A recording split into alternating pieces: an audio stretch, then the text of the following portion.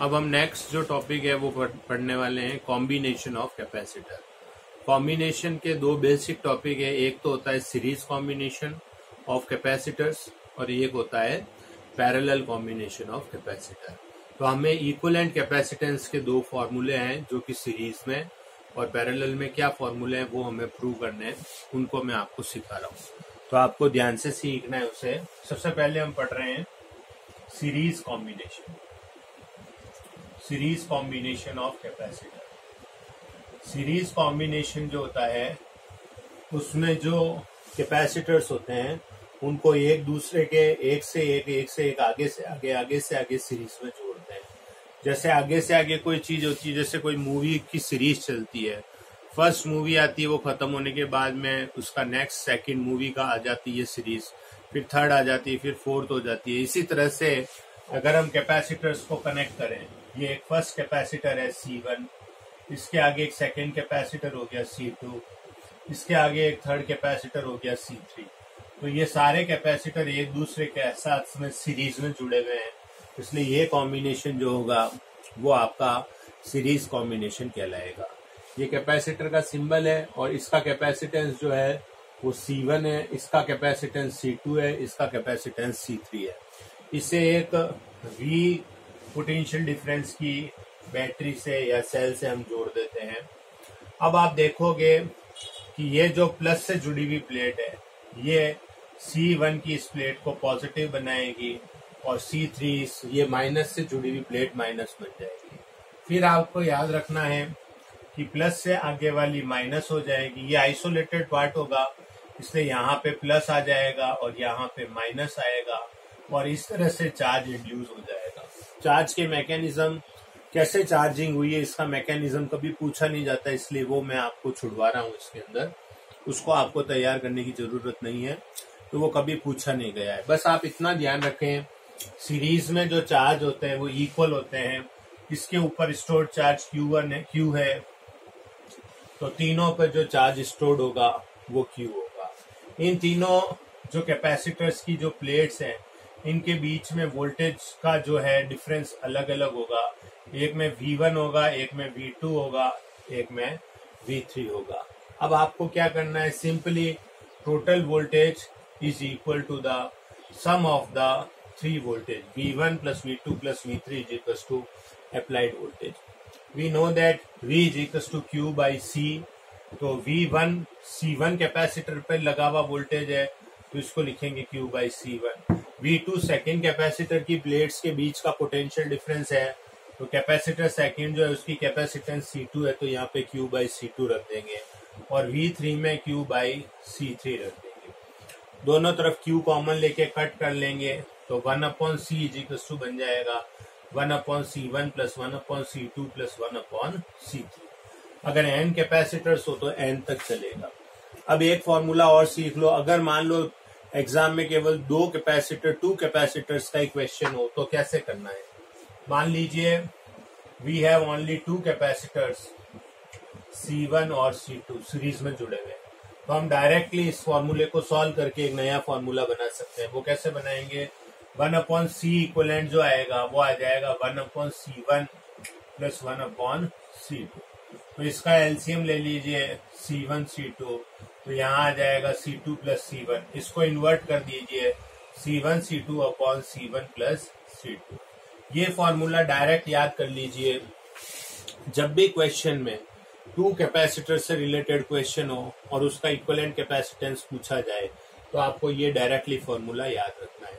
जैसे for an example इसकी value हमें 2 दे रखी है, इसकी वैल्यू 2 दे रखी है। अब हमें रिजल्टेंट कैपेसिटर निकालना है, तो हम डायरेक्टली सॉल्व कर देंगे 2 into 2 upon 2 plus 2 that is equal to 4/4 equal to 1। यानी इन 2 को सीरीज में जोड़ने से हमारा जो रिजल्टेंट आंसर आया है वो 1 आया है। तो यहाँ पे सोचने वाली बात यह है कि जब हम कैपेसिटेंस को सीरीज में जोड़ते हैं तो उनको जोड़ने से जो इक्विवेलेंट या रिजल्टेंट कैपेसिटेंस निकलता है उसका जो आंसर होता है वो जो गिवन वैल्यूज है उससे छोटा आएगा। तो जो भी आपके क्वेश्चन में वैल्यू होगी उसका आंसर हमेशा गिवन वैल्यूज से छोटा आएगा। तो आप ये याद रखेंगे कि जो सीरीज कॉम्बिनेशन होता है वो आपका जब कैपेसिटेंस को डिक्रीज करना होता है तभी सीरीज कॉम्बिनेशन का यूज होता है। अब हम पढ़ रहे हैं पैरेलल कॉम्बिनेशन। देखिए ये भी बिल्कुल सिंपल है, जिस तरह से ये सिंपल है इसी तरह से पैरेलल कॉम्बिनेशन जो है वो भी बिल्कुल सिंपल है।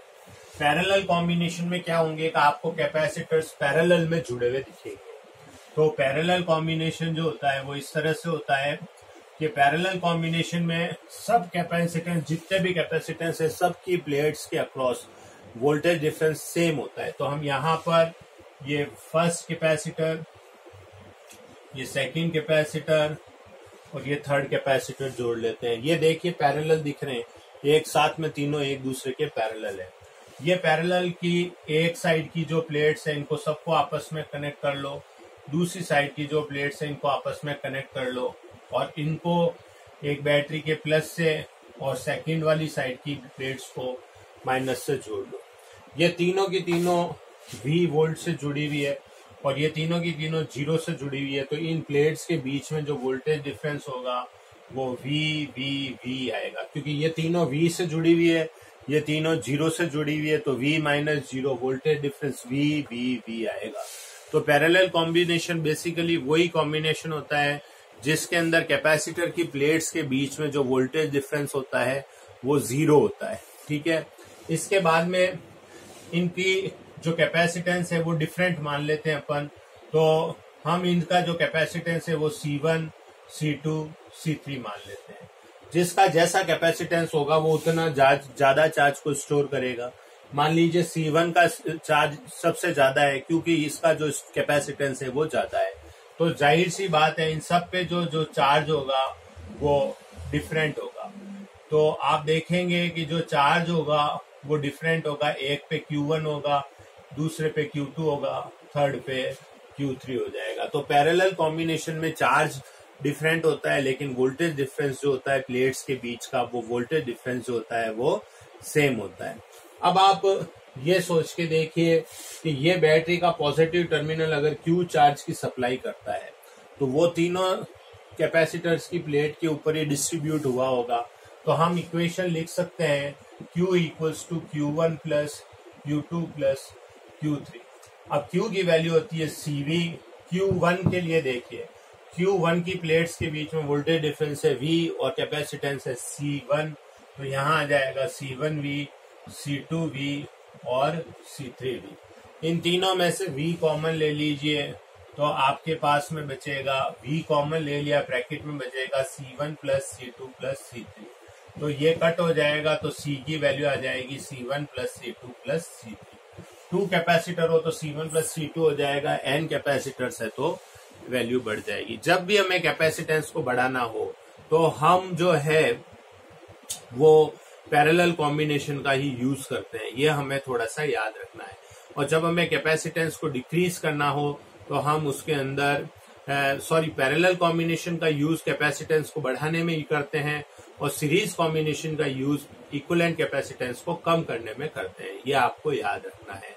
तो ये आपका पैरेलल कॉम्बिनेशन हो गया है और इसके बाद में हम नेक्स्ट क्लास के अंदर जो है आगे हम जो कैपेसिटर में स्टोर्ड एनर्जी है उसको डिस्कस करेंगे।